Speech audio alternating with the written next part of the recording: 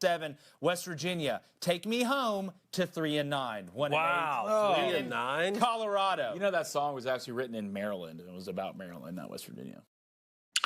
Shots have been fired at West Virginia to friend of the show, Jake Crain. I got to talk about this. Yeah.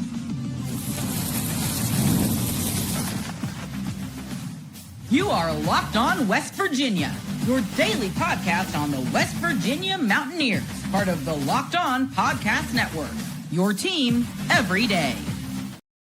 What is up, guys? Welcome back in. My name is Mountaineer Paul. I am your host here and would love to welcome you guys back into Locked On West Virginia, where we're talking Mountaineer football again this afternoon. And to you and yours, hopefully you're having a great week so far. I know I am. And thank you so much, like I said, for being here. We're going to dive straight into this, man. Going to be brought to you by our friends today at FanDuel. FanDuel got it going on right now. Guys, with FanDuel, if you want to jump into all the action, to play daily dingus and make sure your free pick is hitting and who is hitting a home run this Major League Baseball season. Thanks for making Locked On West Virginia your first listen of the day and for being a part of the Locked On Podcast Network, the #1 sports podcast network in the country right now, where we love talking about your team, the Mountaineers, every single day. On today's show, we're going to be talking about my friends Crain Cone. They will be joining us tomorrow on the show to do a live version of this debate, but I wanted to address it on my show today beforehand because it's got some people riled up. I got a bunch of messages about this. They're a really popular, college sports show. They do a really good job over there, and I'm not here to talk crap about them, but this is war, like you can't just say this right here. 7, West Virginia, take me home to 3-9. 1-8. Wow, 3-9. Colorado. You know that song was actually written in Maryland, and it was about Maryland, not West Virginia. So take me home 3-9, and that song was written in Maryland is the answers that they give when predicting the season for West Virginia. Gotta say, man, it looks like my guys took a skin deep look at the Mountaineers here, and that's the only conclusion I can come up with, right? Like, I get it. Every fan base has delusional fans that think they're going to win the national championship every year. But, like, if we're being totally honest about this team, and let's say this team is a 7-5 team or whatever, that's a huge jump from where we were last year. But, like, to say this is 3-9 and that this is the worst team than last year's team, I watched last year's team. There's no way this team is worse. No way. No way in the world. I mean, it would take a lot. It would take quarterbacks 1, 2, and 3 going down, probably 4. It would take the entire offensive line getting hurt. Like, it would just take so much to be worse than last year. So that's just to begin. But, I mean, look, let me just start here because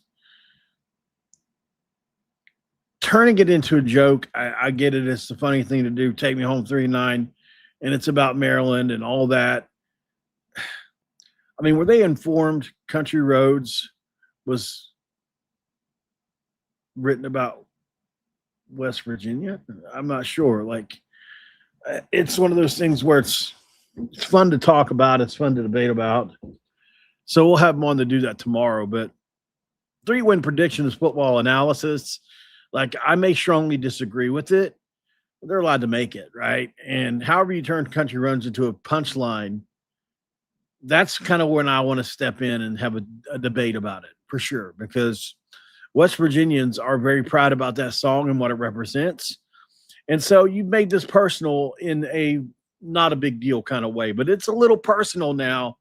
And we want to see you guys be wrong about this. I'm going to give my best analysis on why I think they're wrong. And I mean, it's easy for me to do. I think I can talk about it backwards, forwards, sideways, upside down, all around. I've done it a million times this year, but I'm going to do it again. And I'm going to explain my reasons for why I think this team is better than 3-9. And I mean, I've got this team winning 9 games this year, and I still can't decide whether that's with or without a bowl game. I go back and forth on that part. But either way, let's begin with my first prediction.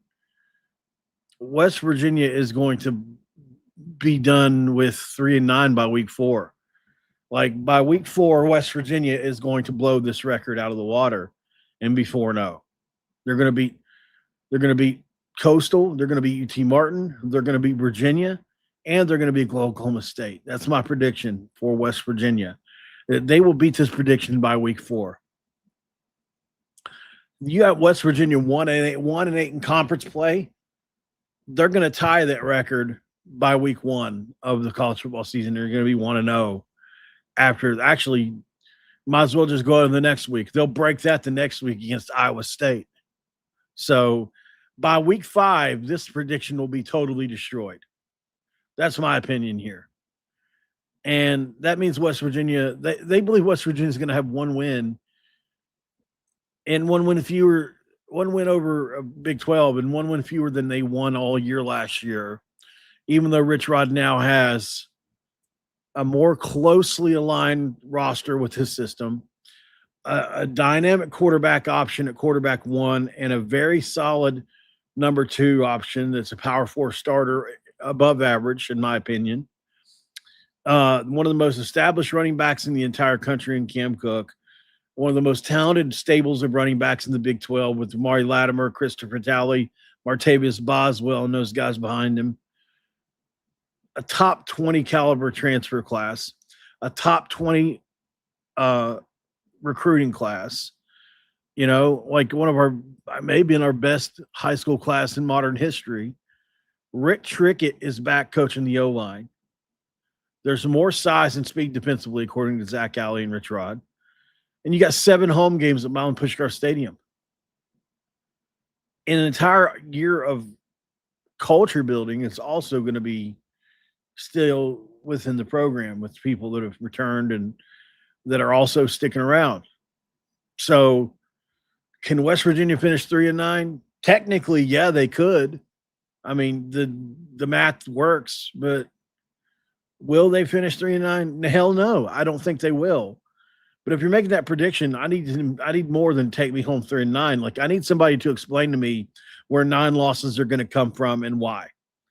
I need to know, right? Like, because why is nearly every major investment Rich Rodriguez made is going to fail, is going to be expected to fail here? Like, tell me why that is. Why are they going to lose 9 games? And why has nearly every major investment Rich Rod's made expected to fail at this point? Because, you know, I mean, your own panel doesn't agree, right? Like, that's one of another problem with this obvious 3-team win is the predictions at their own desk were 6-6, 4-8, 3-9. So not all even inconclusive on that, but you were clearly one of the cones where Jake was lowest at 3-9. David Cone, former Rich Rod quarterback, had Rich Rodriguez in West Virginia reaching a bowl game. And look, that's a 3-win difference, right, among people participating in the same exercise. So if West Virginia is so obviously headed toward 3-9, why did somebody else sitting at the same desk as you have them going bowling? That's because really nobody knows what's going to happen with West Virginia this year. I think that has a lot to do with it. And disagreement is going to prove a lot, you know, to me about my argument here, which is West Virginia isn't a hopeless roster with a clearly defined ceiling. Like, it's not defined. As a matter of fact, it's probably as ambiguous a ceiling as any team has in the country, truthfully. Because you brought in 70 new players, but it's the most talented 70 players we've ever brought in, maybe in school history. You look at the 35 portal additions. On3 said that's number 17 in the country. At one point in this cycle, West Virginia's portal was ranked inside the national top 10. So rankings are going to change as players come and go, like we get that. But at the end of the day, like, the large format remains here. Like, I think West Virginia has assembled a nationally competitive portal class. We know they have a nationally competitive high school class, number 2 in the Big 12, only behind Texas Tech. So, the staff has pursued the solutions needed to win and win big, with Michael Hawkins at the quarterback, Cam Cook as a centerpiece on offense. Obviously, you've got more length at corner. You've got more speed at linebacker with Cam Torber. I think is going to be incredible there this year. Once he gets his sea legs, I think he's going to be incredible. Whether it's Malachi Hood or whether it's, name other guy like Isaiah Patterson or one of those guys end up in, in another spot. Like, I feel like the athleticism at linebacker is way better. We know the depth at offensive line is way better. They go too deep across the board. We think at least they have backups for too deep across the board. And so they might be the same player playing a position or two here or there. But I would say they probably go too deep across the board there, just close to it. Maybe they're missing a position or two across the board, but it's pretty good. It's pretty good. They've definitely got 8 guys they can count on. Definitely got that. Might have 10, like I've heard them say. If you want to talk about the depth on the defensive line, they've got that. They've got about 6 guys they like. It's better than nothing. There's a 2 deep, I think, on the interior 3. Additional options are receiver. I think they probably go 6 or 7 deep at receiver now. And they've got a bunch of bodies on special teams they're going to be really good at playing. I think there's going to be a lot of really talented players on special teams this year. So they evaluated failed, I would say. They failed at their evaluation that they've come to here, 3-8 or 4-8, 3-9 or 4-8, whichever one it is. In my opinion, predicting 3-9, it means that you have one of the worst rosters in the country, and that you have substantially missed on the portal and didn't have the investments to produce winning within a locker room. So, by the way, our recruiting class, like we talked about the guys in there, Matt Sig, Kevin Brown, Amari Latimer, Cam Torber from a year before, Teron Francis, who's coming in, who basically is a redshirt freshman. Cade Bush is coming straight out of high school, who's going to be talented tight end. Aiden Woods, a big surprise at one of the tackle spots this year. Wyatt Walker-Brown, who I'm a huge fan of, as you guys know, once he gets healthy. And Yender Mack. Like, there are other guys that I could go with as well, but like, those are some of the main culprits here, and they're all really highly rated players. In this list here, you've got 1, 2, 3, 4, 5 4-star players that I can see on just this list alone, if you count some of those redshirt freshmen. So, not every freshman's going to be able to play immediately. Like, we get that too. But we do think at least 3 or 4 will. And the 3 or 4 that will play, Kevin Brown, Matt Sig, Amari Latimer, probably some Vincent Smith, definitely Teron Francis. Cade Bush, probably going to play early at tight end as well.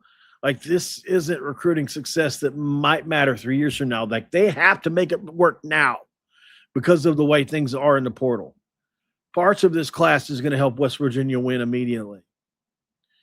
Rick Trickett changes the offensive line conversation, right? Because we've talked about what he does. He brought back one of the most respected offensive line coaches in the country, Coach Rod did. And Rick Trickett has been incredible so far this offseason. And we know the history of this, right? Like, they've been elite together specifically for a long time. They work off one another so good. And after leaving Morgantown, Rick Trickett spent more than a decade at Florida State, where he coached the national championship team there in 2013. He had all 5 offensive linemen on his O-line, All-Americans at one point in time. And obviously returned to Rich Rod at Jack State before coming back to West Virginia. He's continued those successes. He hasn't fallen off one little bit. While age doesn't matter, Rich Rod's offenses are, Rick Trickett's offensive lines are still incredibly talented year in and year out. So, yes, Rich Rod's offense is built on angles, leverage, and footwork. Yes, 100% conditioning, communication, and all that. Trickett's legitimately, what he does well is he gives them the easy fundamentals to do to get to from A to Z on a lot of that stuff. Makes it really simple for them. So Kevin Brown, Nick Cray, Wes King, Bubba Grayson, Carson Cassidy, Malik Agbo, Marcus Dillard, Cam Griffin, Aiden Woods, Josh Sosa, all these guys that we think can play this year, can play at a high level. And this offensive line has the size and competition, some of the experience needed to demand some really good play. And, predicting 3-9 for this offense with this offensive line that's being coached by Trickett. Like, you'd better be certain that running game isn't going to work because Mike Hawkins Jr. is made for this offense. He's an elite running quarterback. He's going to be able to make the reads at the line. He's going to be able to protect the football, I think, this year. He's going to use his speed to get outside when it calls for it, and he's going to make big plays. He's also known for punishing defenders, which is whether you think that's good or not, whether they'll keep him healthy or not, I don't know, but it's part of his game. He creates, when the protection breaks down, he's going to be great. And he can rip passes, man. I've seen him do it. He can rip them, especially inside the intermediate, to long shots where it's like, 15 to 20 yards. He's really good with those passes. We can talk about the receiving options. We can talk about a lot more things here. But let's go to break. We'll come back and we'll address the big elephant in the room of country roads. We'll be right back.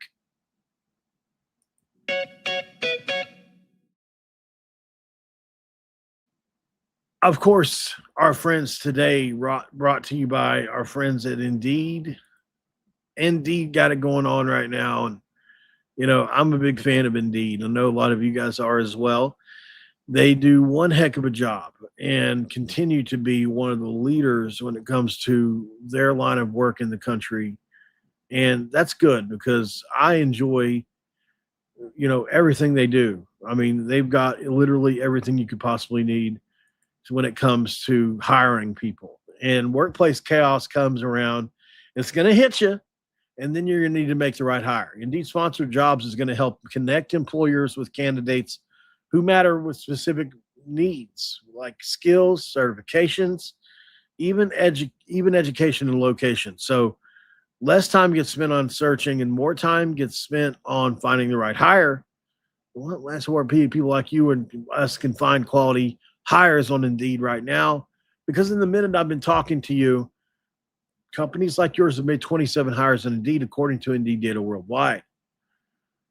Now, obviously, if you're talking about the biggest differences in this thing, like, it's not somebody doing more work. It's somebody having and being somebody who knows exactly what needs to happen and help everybody run the thing smoother.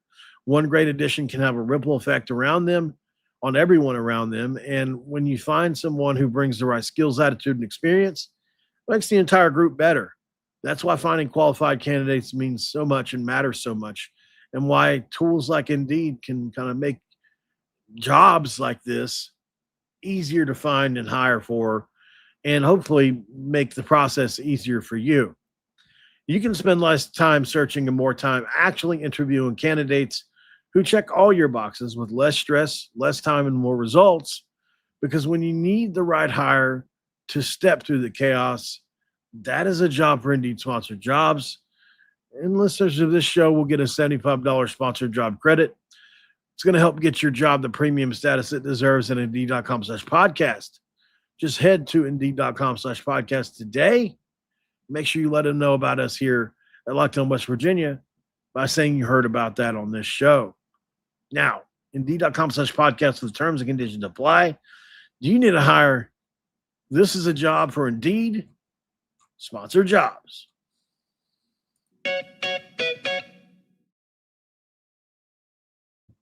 I crack it due to you in segment 2.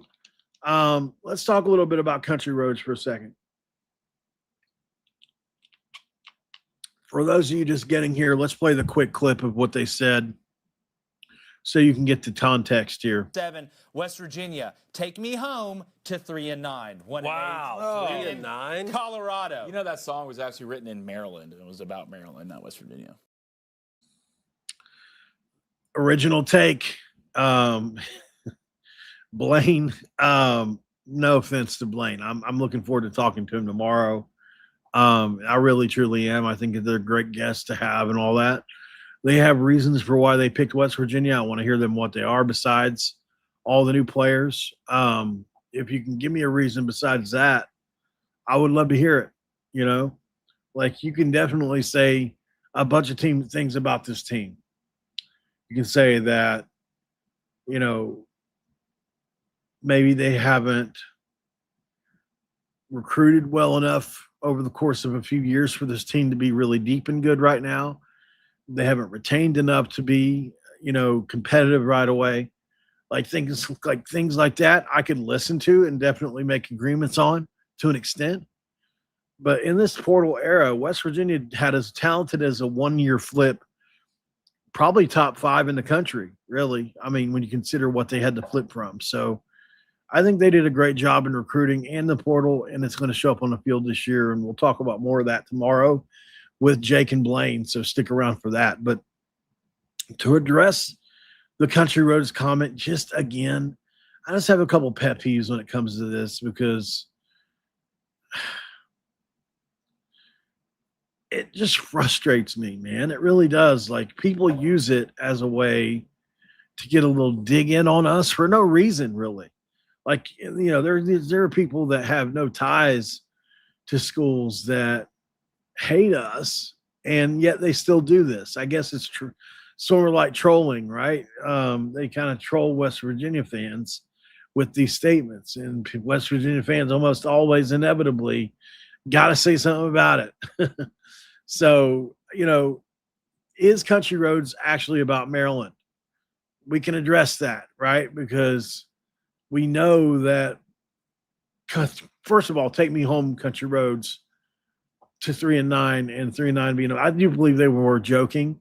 So let's keep that in mind. But if they weren't, I do want to say, like, the song was actually written in Maryland. That's true. It was written while coming through Maryland. But it only makes one piece of the accuracy. It only takes one part of the accuracy, and then it loses the less. Maryland Roads helped inspire the original idea, but Bill Danoff and Taffy Nibbert were definitely traveling on Clapper Road in Maryland when Country Roads concept began, no doubt.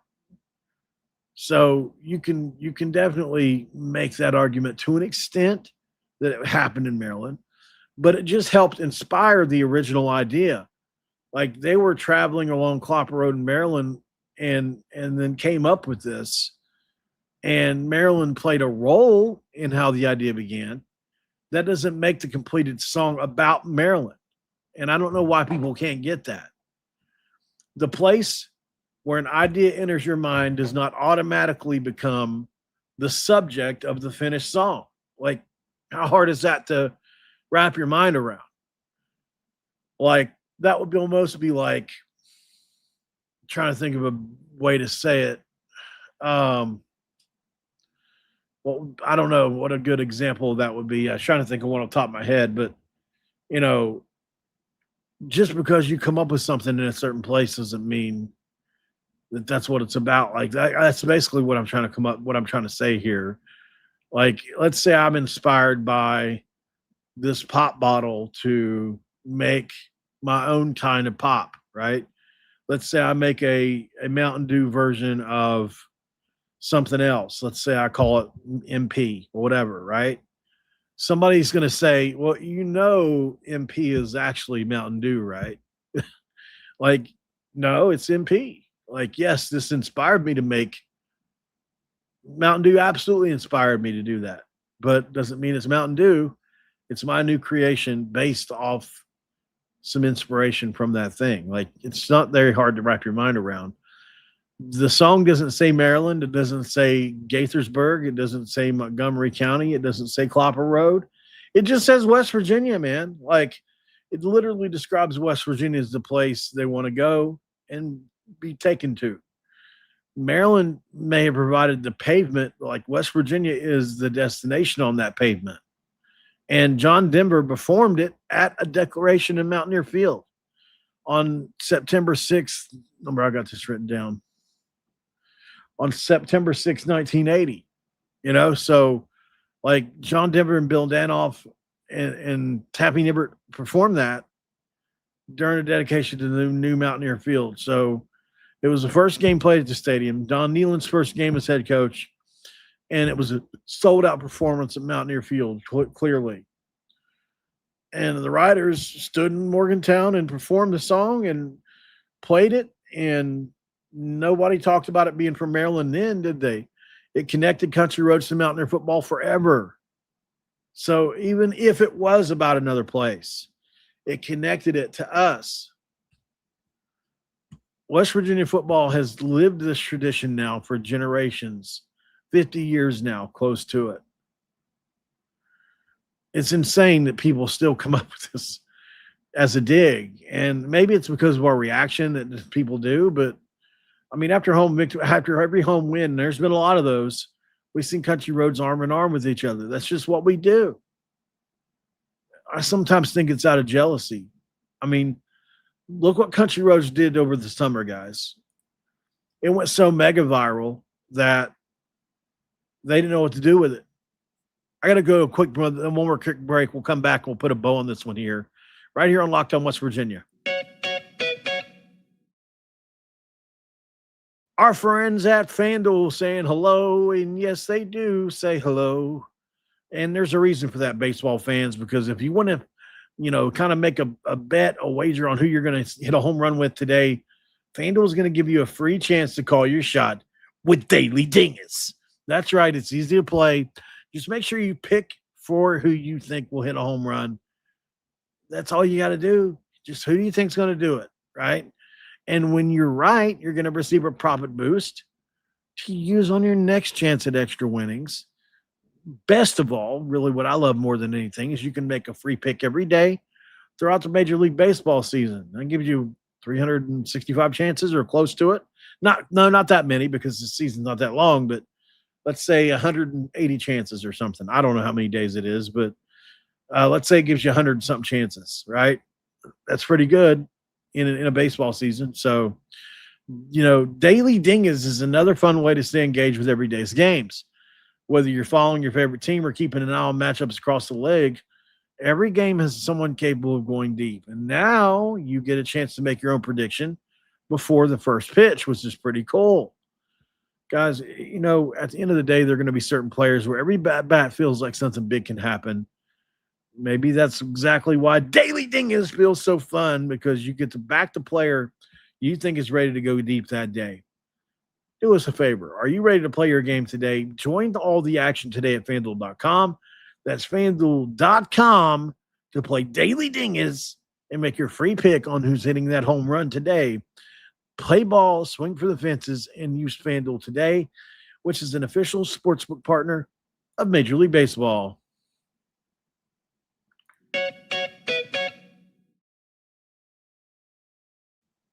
Of course, now we're back in segment 3. Come along with me. It's the Milkman, the Fake Boy, Nimi TV.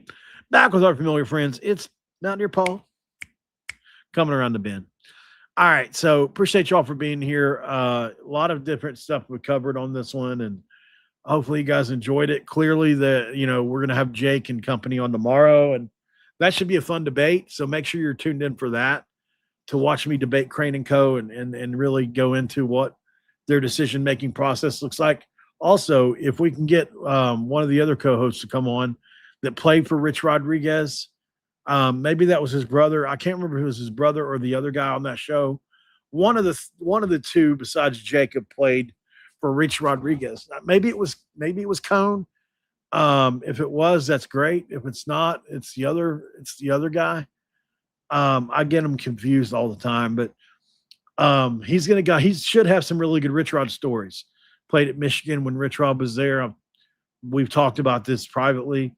So maybe we can have some good talk about that as well. And it should be a fun time. Hopefully you guys will be here for that. if you don't mind, go ahead and like this video as well. Subscribe if you're new, and hit that share button and share this thing out on social for me, and be like, look what these MFers said about Country Roads or 3-9 West Virginia. Just get everybody riled up. Mean a lot to me, and we'll see you then.